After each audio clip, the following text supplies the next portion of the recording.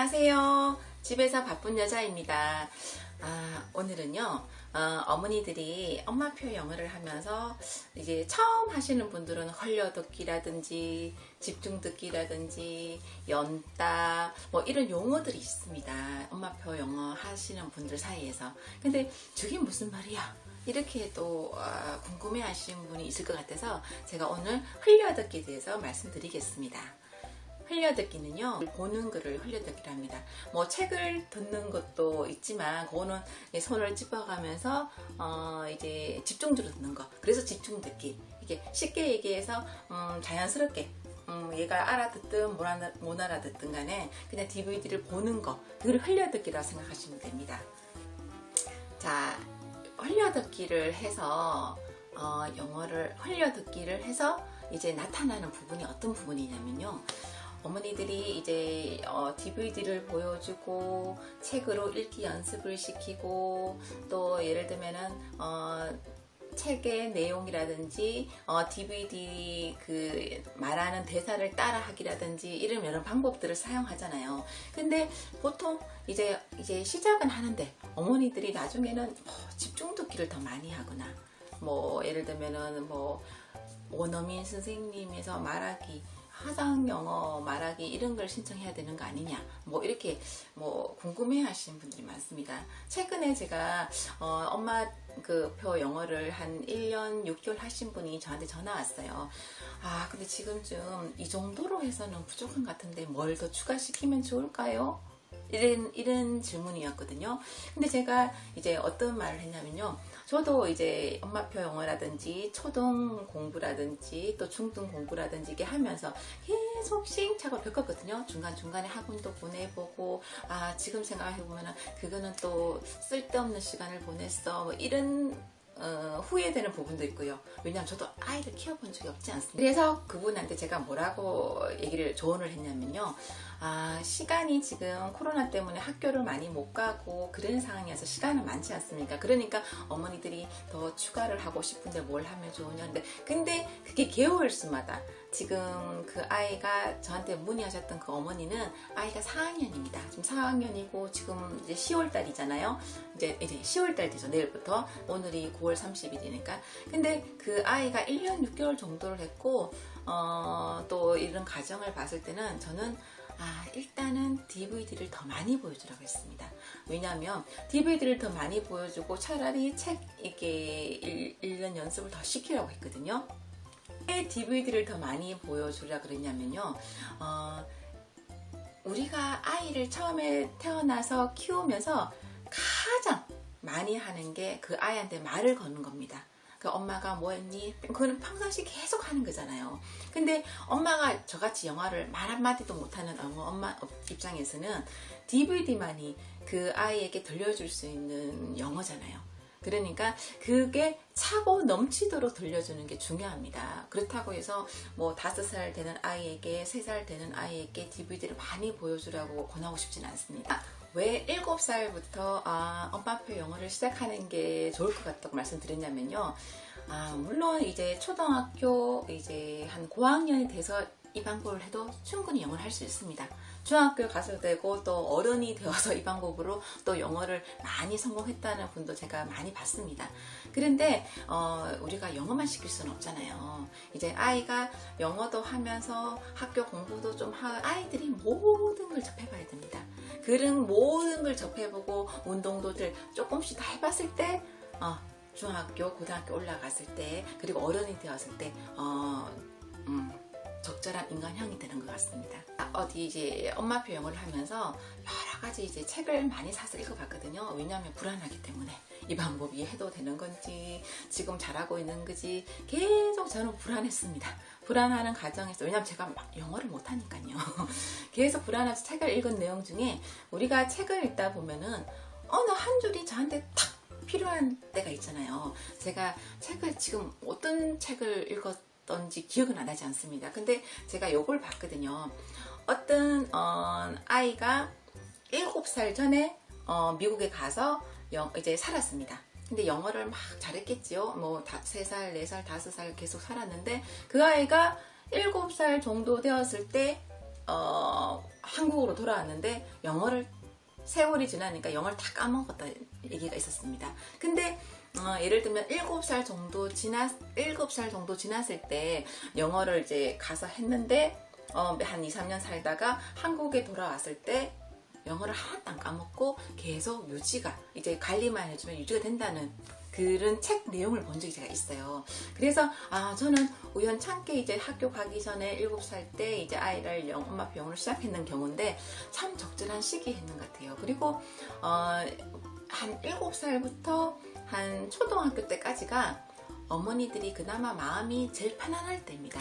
예를 들면 한 4학년부터 이게 시작했다면 어머니들이 좀 불안해요. 왜냐면 얘가 지금 DVD 보고 깔깔거리고 웃고 좋아하는 하지만 다른 아이들은 영어 쓰기도 되고 뭐 영어 문제도 풀어내고 그런데 이제 곧 이제 중학교는 가야 되는데 불안해서 유지하기가 쉽지가 않습니다. 그렇기 때문에 많은 시간이 있고 또 학교에서 또 영어 시험 치지도 않고 또 이제 엄마가 마음 편안하게 할 수 있는 시기가 7살부터 시작하는 게 제일 좋은 것 같아요. 왜냐하면 또 7살 정도 됐을 때는 한글을 대충 뗐잖아요. 그래서 한글을 어느 정도 하고 나서 영어를 시작했을 때 훨씬 빨리 잘할 수 있습니다. 아이가 한글을 어느 정도 떼고 영어를 시작하면요, 특히 부작용이 별로 없습니다. 제가 또 그 내용은 다음번에 알려드리겠습니다. 근데 제가 오늘은 흘려듣기에 대해서 얘기를 했는데 우리 아이가 7살 1월 1일부터 시작해서 물론 제가 이제 7살부터 시작했기 때문에 다른 것도 조금씩 같이 했는데 DVD를 많이 보여줬거든요. 한 3년 정도 지났을 때 아마 2학년 겨울인지 제가 1학년 겨울인지 그건 조금 헷갈리긴 한데 그 시기에 우리 아이가 말문이 막 트이기 시작했습니다. 뭐 고전에는 둘째 동생이랑 같이 뭐 카드 놀이도 하면서 영어로 잠깐 하긴 했는데 어느 날 이제 겨울이었어요. 아마 크리스마스가 조금 지나는 시점인 것 같은데 제가 이제 어렸을 때부터 우리 아이들한테 될 수 있으면 돈 안 들이고 키우는 방법을 계속 찾아냈었기 때문에 아이한테 장난감도 별로 사준 적이 없고 인형도 사준 적이 없습니다. 그런데 그때가 어떤 게 유행했었냐면요, 개그 콘서트에서 강아지 브라우니 인형, 이제 그 시베리안 허스키 강아지인데 이제 그에게 이제 브라운이라고 이름을 지어서 하는 개그 프로가 있었습니다. 그때가 거기 한참 인기 많았을 때였거든요. 우리 아이가 이제 DVD 보고 하기 때문에 평상시에는 TV를 보여주지 않다가 주말에 한번 개그 콘서트 요것만 이제 1시간 보여주고 했었는데 거기에서 이제 브라우니 인형이 나오고 웃기고 한참 또 우리나라에서 거의 한참 인기를 끌고 히트 치는 시기였습니다. 근데 그 인형도 엄청 유명했었거든요. 많이 팔리고요. 근데 저는 이제 아이들한테 인형도 사주지 않았습니다. 근데 크리스마스라고 해서 제가 이제 케이크를 샀는데 아마 파리바게트였던 것 같아요. 사니까 브라우니 인형 방석을 줬습니다. 제가 찾아보니까 있더라고요. 요거 이렇게 브라우니.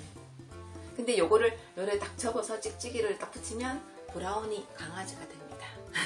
요 방석을 10년 전에 제가 이제 받았던 건데 지금은 구멍도 나고 떨어지고 있는데 우리 아이가 너무 좋아해서 아직까지 안 버리고 보관하고 있었습니다. 근데 요 인형을 사주니까 아이가 좋아서 맨날 그 나이대가 이제 어리니까 이제 얘를 뭐 사람인 것처럼 말도 걸고 뭐 얼굴도 부비고 그렇게 놀 시기잖아요. 근데 제가 이제 겨울이어서 남편이 지하철 타고 이제 뭐 역까지 이제 퇴근해 오는데 제가 역까지 마중 나가는 길이었던 것 같아요. 근데 우리 아이가 이제 그날은 이제 둘 다 차에 태워서 그 역까지 가는데 한 15분 걸리거든요. 차로 가는데 아이가 나 브라우니 인형 들고 갈래 하면서 들고 탔던 것 같아요. 근데 타고 가는데 이제 브라우니 인형도 있고 동생도 있고 기분이 좋잖아요. 근데 그 브라우니 인형한테 우리 동네를 소개를 하는 거예요. 여기는 우리 학교고 여기는 뭐 롯데마트고 여기는 뭐 하면서 동생이랑 대화를 하고 또 본인이 브라우니가 된 것처럼 또 브라우니가 얘기하는 것처럼 막 말하는 장면이 있었습니다. 근데 그거를 뒤에서 계속 영어로 얘기하는 거예요.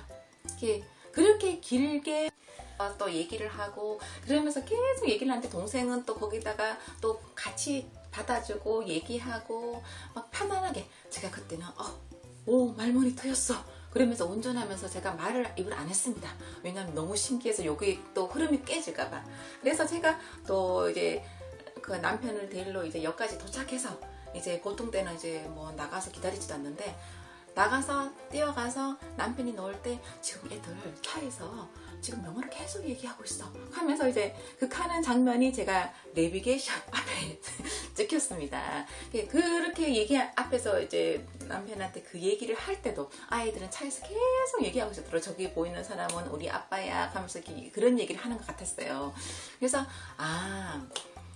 이게 차고 넘쳤을 때는 그 아이 수준에서 더 이상 예를 들면은 뭐 8살, 9살 애들이 뭐 예를 들면 중학생 수준의 어휘를 쓰고 그렇진 않지만 자기가 한국말로 할 수 있는 말은 영어로 다 할 수 있구나. 제가 그때 그걸 엄청 놀랬거든요. 제가 그 영상이 있어서 지금 올렸거든요. 거기 보면 어머니들이 우리 아이는 왜 말문이 트이지 않나요? 이게 엄마표 영어를 하면은 뭐 말을 잘할 수 있나요? 뭐 화상 영어를 해야 되지 않을까요? 막 이런 걸 이제 고민하시는데 아이가 어릴수록 보면은 부끄러워하지도 않고 막 얘기를 하잖아요. 근데 조금 컸을 때 이게 이 영어를 시작했을 때는 약간 부끄럽기 때문에 엄마 아빠 앞에서 영어를 하지 않습니다. 저희가 이제 한 뭐 7살부터 시작했으니까 아직 나이가 뭐 8살, 9살 그 정도 나이였고 둘째도 한 7살이고 아마 그때쯤이기 때문에 그때쯤이기 6살, 7살일 거야 아마 8살이 6살이거나 뭐 9살이거나 뭐 7살 그때인데 그때니까 그렇게 말하는 거에 대해서 막 부끄러워하지 않고 막 했던 것 같아요. 어머니들이 이 엄마표 영어를 하면서 말문이 안 트이는데 화상 영어를 해야 될까요? 원어민과 이렇게 얘기를 하고 해야 되지 않을까요? 고민하시기 전에 그 시간에 그 돈을 들여서 하는 것보다는 다른 방법으로 아이가 영어를 말할 수 있는 방법 놀이가 많거든요. 제가 그건 차차 올리겠습니다. 그런 영상들도 제가 찍어놓은 게 있더라고요.